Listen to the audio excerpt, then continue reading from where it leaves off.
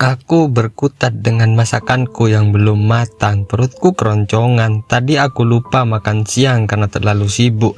Larissa masih mengerjakan tugasnya. Aku tidak mau mengganggu konsentrasi anak itu. Aku akan membiarkan dia menghabiskan waktunya untuk belajar. Sejak bersekolah di sekolah barunya, Larissa semakin giat belajar. Aku senang, itu artinya Larissa betah bersekolah di sana. Dia juga tidak pernah mengeluh tentang sekolah atau teman-temannya. Saat sedang sibuk-sibuknya memasak, tiba-tiba aku rasakan sesuatu melingkar di perutku. Larissa memelukku dari belakang. "Om, istirahat aja, biar aku yang masak." Larissa menawarkan diri untuk menggantikan aku memasak. "Enggak usah, Sah, kamu belajar saja. Lagian masakannya sebentar lagi matang. Kamu belajar lagi saja, nanti saya panggil kalau udah siap." Aku menolak tawarannya, dia harus fokus belajar. "Tapi tugasku udah selesai, Om, jadi aku mau bantu Om masak." "Sini." Larissa beralih ke hadapanku. Dia mengambil spatula dari tanganku. Dia kemudian mengaduk-aduk masakan yang baru setengah matang itu. "Kamu memang keras kepala, Sah," ucapku. "Biarin," jawabnya ketus. Larissa melepaskan spatulanya. Dia menarik tanganku untuk memeluknya dari belakang, sama seperti yang dia lakukan tadi padaku. "Biar romantis kayak di film-film," ucapnya asal. Aku mengernyitkan dahi. "Kenapa dengan anak ini?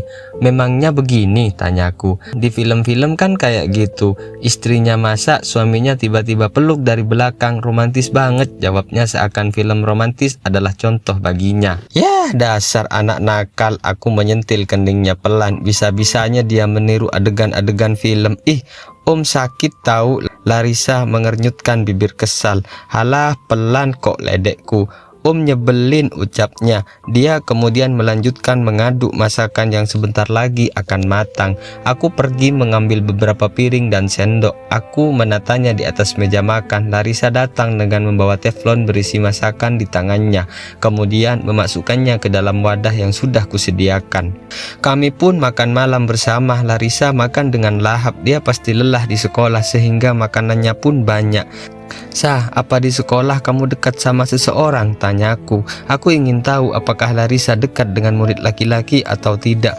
"Iya, banyak kok yang jadi temanku. Mereka baik semua," jawabnya dengan mulut yang masih penuh. "Maksud saya anak cowok," jelasku. "Oh iya, aku dekat sama anak-anak cowok juga kok. Ganteng-ganteng loh, Om, bikin betah," jawab Larissa dengan polosnya. Astaga, apakah dia tak memikirkan perasaanku saat dia memuji laki-laki di depanku? Polos sekali dia ini, padahal usianya sudah cukup disebut dewasa. "Apa ada yang suka sama kamu?"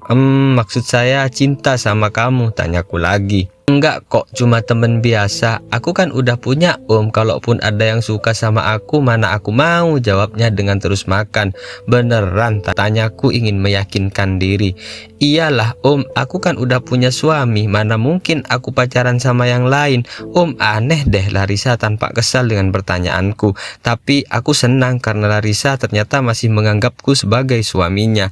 Aku lega, Larissa tak seburuk yang aku bayangkan. Aku pikir jika di sekolah hanya banyak murid yang tampan, dia akan melupakanku begitu saja, tetapi ternyata tidak.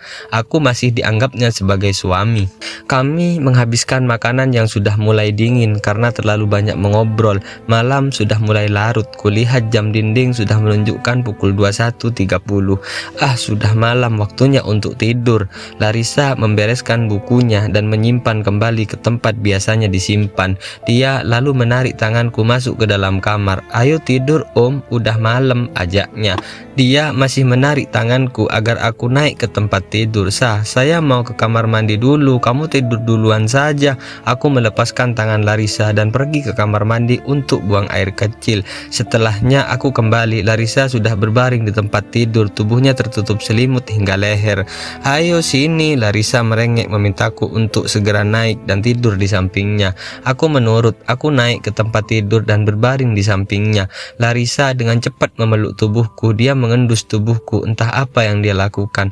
"Tubuh Om selalu wangi. Aku suka," ucapnya dengan menyandarkan kepala di ketiakku. "Ya wangilah, kan mandi," jawabku. "Ya makanya aku suka. Betah lama-lama peluk Om," balasnya. Tangannya kemudian mengusap-ngusap dada dan perutku. "Apa-apaan dia ini? Sah, Udah malam, ayo tidur. Itu tangan kamu diem deh, gak usah gerak-gerak terus, ucapku kesal. Masalahnya sentuhan dari tangan Larissa membuatku berdesir. Aku takut tak bisa menahan diri. Ih om, kan suamiku, gak apa-apa dong kalau aku ngelus-ngelus perut om. Dia tak mau kalah. Aku mendengus kesal, ada saja alasannya. Tangan Larissa turun ke bawah. Kurasakan Larissa menyentuh benda pusaka milikku yang sudah kurasakan bangun sejak tadi. Astaga, bahaya. Aku segera menjauhkan tangan Larissa dari selangkanganku. Kok keras ya di dalam celana? Tanyanya polos. Wajahnya benar-benar polos saat dia bertanya. Segitu polosnya kah kamu, Sa? Kamu tak tahu kalau yang ada di dalam celana adalah tongkat pusaka kebanggaan setiap pria. Mana mungkin aku membawa pisang setiap hari di dalam celanaku?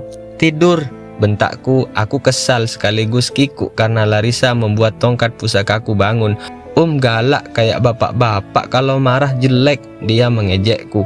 Dia berbalik membelakangi aku, menarik selimut hingga menutupi seluruh tubuh dan kepalanya. Dia pasti ngambek. Sesaat kemudian aku tak mendengar lagi Larissa bersuara. Dia tampaknya sudah tidur. Aku membuka selimut dari tubuhku. Aku akan turun untuk mengambil minum. Tenggorokanku terasa kering, tapi begitu aku membuka selimut dengan sedikit kencang, membuat selimut yang menutupi tubuh Larissa pun terbuka. Aku sangat terkejut ketika melihat rok yang dikenakan Larissa terangkat ke atas hingga membuat celana dalam berwarna putih bersih itu nampak jelas terlihat. Aku juga dapat menyaksikan bokong hingga paha Larissa yang putih mulus menggoda meskipun tampak dari belakang. Aku menelan ludah dengan susah payah. Aku sungguh tergoda. Astagfirullah. Aku berucap, aku tak boleh memikirkan hal-hal bodoh. Jangan. Larissa masih sekolah. Aku harus menunggu hingga dia dewasa. Tidak, aku harus menahannya. Aku langsung menutup kembali selimut menutupi tubuh Larissa. Aku menghentikan pikiran kotor yang ada di otakku. Segera saja aku turun ke bawah untuk mengambil air minum. Astagfirullah, astagfirullah. Beberapa kali aku beristighfar. Aku hampir melewati batas. Aku meneguk minum di gelas dalam satu tegukan. Setelahnya aku kembali ke kamar untuk tidur karena sangat khawatir jika akan terjadi hal yang tak diinginkan. Aku memilih untuk tidur di kamar Larissa saja. Aku membiarkan Larissa tidur sendirian di kamarku. Lebih baik berjauhan saja daripada menimbulkan masalah besar. Ya Tuhan, kenapa godaannya semakin banyak? Yes, kamu tahu nggak, Sylvia hamil loh. Vera tiba-tiba mengatakan hal itu padaku. Sontak saja aku langsung tersentak. Teh manis yang baru saja aku tegak. Kamu gak apa-apa? Tanya Vera panik. Nggak apa-apa, cuma kaget saja, jawabku terbatuk-batuk. Kok kaget gitu sih? Tanya Vera heran. Jangan-jangan kamu bapak dari anak yang dikandung Sylvia ya? Selidik Vera penuh curiga. Enak saja, aku masih bujangan. Ting-ting, jangan ngasal deh. Aku menepis tuduhan Vera. Enak saja menuduhku sembarangan. Tapi malam itu kamu sama dia akrab banget loh. Aku kira sampai sejauh itu. Vera seolah tak percaya. Jangan asal nuduh, aku sama dia nggak ngapa-ngapain. Malam itu dia juga joget sendirian, aku nggak ikutan. Enak aja nuduh aku hamili dia, aku masih perjaka tahu, jawabku ketus. Ya elah, gitu aja marah, canda. Vera menyiku tanganku. Gimana gak marah, itu sensitif. Kalau Larissa dengar kan repot aku. Aku sedikit kesal padanya yang sering bicara tanpa filter. Iya sorry deh. Vera akhirnya meminta maaf. Kamu tahu dari siapa? Tanyaku kemudian. Dari grup alumni. Aku tahu karena waktu itu si Marni tanya soal kehamilan Sylvia di grup. Sylvia langsung dong. Ternyata beneran dia hamidun, padahal kan belum nikah, jelas Vera. Kok bisa? Tanyaku. Aku memang tak berada di grup alumni karena sering mengganggu aktivitasku dengan nada-nada chat yang tidak penting. Ya bisa lah, kan dia tidur sama cowok, jawab Vera sewot. Maksudku kok bisa, Sylvia kan belum menikah, jawabku menegaskan. Katanya sih dia itu simpanan om.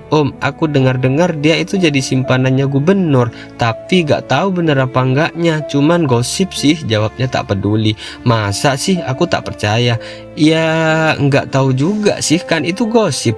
Tapi kalau dilihat-lihat dia memang cewek gampangan. Vera acuh tak acuh.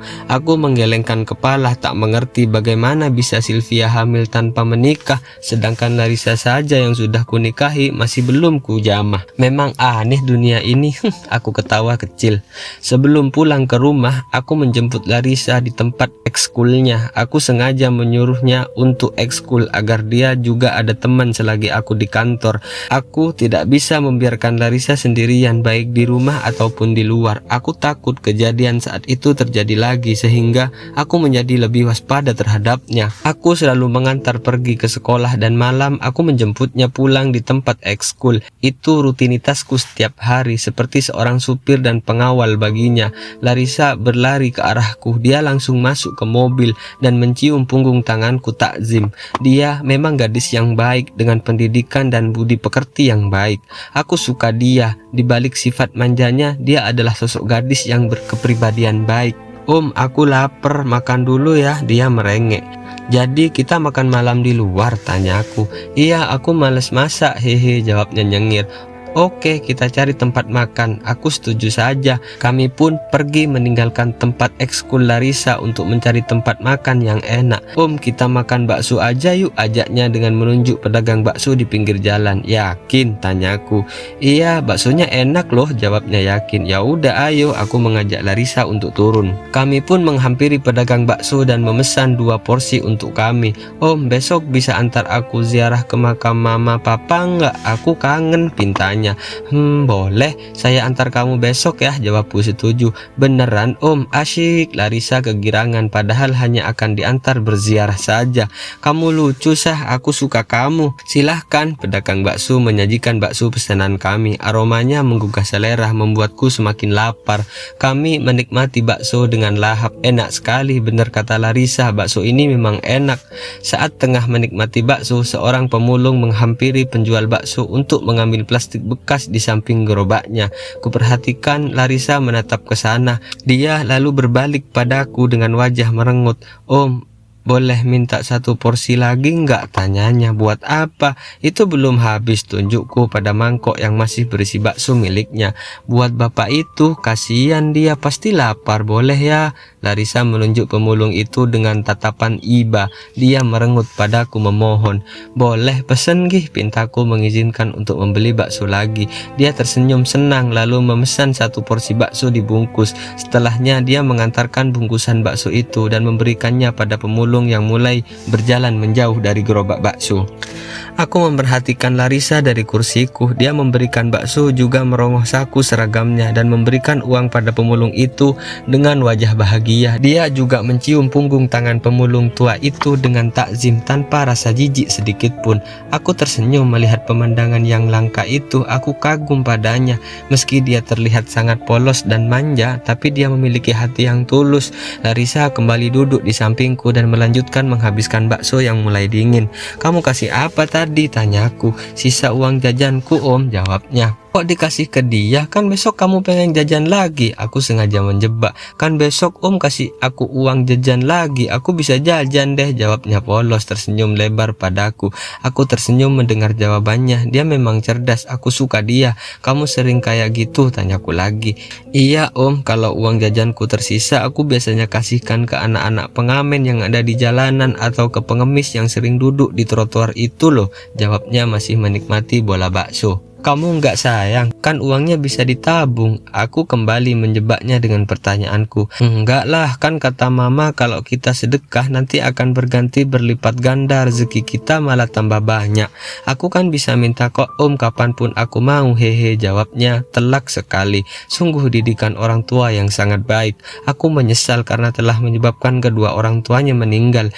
Setelah menghabiskan bakso, aku mengajak Larissa pulang karena badanku rasanya capek sekali, butuh istirahat. Setelah mandi dan berpakaian, aku berbaring di tempat tidurku. Aku tidak melihat Larissa, dia tampaknya sedang sibuk mengerjakan tugas sekolahnya. Belum juga 5 menit aku memejamkan mata. Aku rasakan guncangan di tempat tidurku yang membuat mataku melek seketika. Larissa rupanya membanting tubuh di sampingku. Kamu ngagetin aja sah, gerutuku kesal. Buyar sudah rasa kantukku. Om jangan tidur dulu dong, aku kan belum tidur, pintanya merengek. Memangnya kenapa? Saya ngantuk banget ini. Aku malas ngeladeni dia. Aku sangat mengantuk. Om, tahu nggak? Aku ditembak cowok loh, ucapnya. Seketika aku langsung bangun, membuka mataku lebar. Serius? Tanyaku terkejut. Siapa cowoknya? Ganteng enggak? Saya bakal samperin dia. Berani-beraninya dia nembak istri orang. Tanyaku dengan tak sabar. Aku akan memberikan pelajaran pada siapa yang berani mendekati Larissa lebih dari teman. Om lucu, aku bercanda kok. Abisnya Om cuekin aku. Larissa tertawa puas karena berhasil mengerjaiku. Jadi kamu bohong? Tanyaku mulai kesal. Dia mengangguk. Astaga, aku dibodohi anak kecil, bodoh sekali aku ini. Larissa tertawa puas, sedangkan aku gondok karena dibohongi. Aku ingin marah tapi tidak bisa.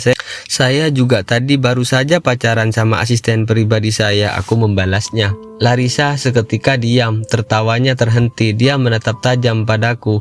Larissa seketika diam, tertawanya terhenti. Dia menatap tajam padaku. Dia cantik, seksi, bodinya bikin saya tergoda. Kayaknya saya harus nginap di rumah dia besok, tambahku memanasi dia. Aku ingin tahu akan seperti apa dia. Larissa tetap diam. Dia malah menatapku tajam, bibirnya mengerucut. Tampaknya dia cemburu. Haha, aku berhasil. Aku mengangkat sebelah alisku dan tersenyum mengejeknya. Tiba-tiba Larissa meloncat padaku dan menindih tubuhku hingga aku kembali terbaring.